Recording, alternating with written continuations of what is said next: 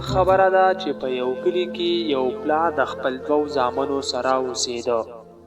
د یو نوم ازلانو او د بل نوم افانو. ازلان به په ښار کې نوکري کوله او افان به په کلي کې بې روزګاره ګرځېده.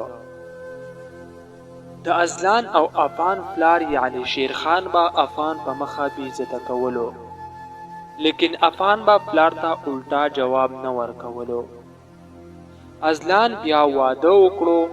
بیا څو ورځې پس د دواړو ورونو په منځ کې جګړې شروع شوې او ډېرې زیاتې جګړې به یې کولې.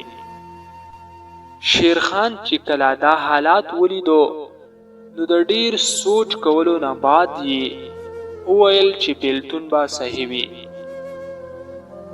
افان د پلار په وینا باندې د ښار ځمکه واخیسته او هیڅ هم یې ونه ویل او د دغه ځینه لاړه.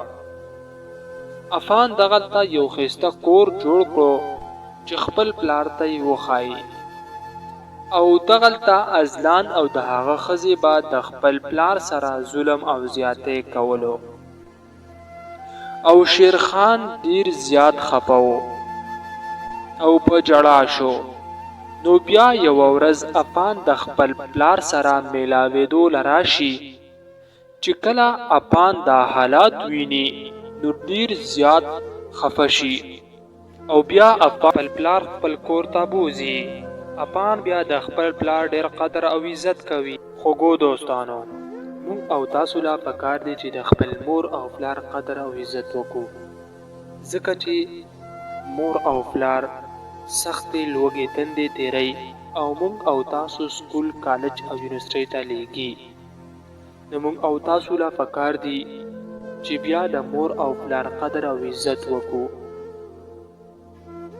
داسې قسمه ویډیوګانو دپاره زموږ دا چینل پښتو کارټون سټوري ورسره سبسکرایب کړئ.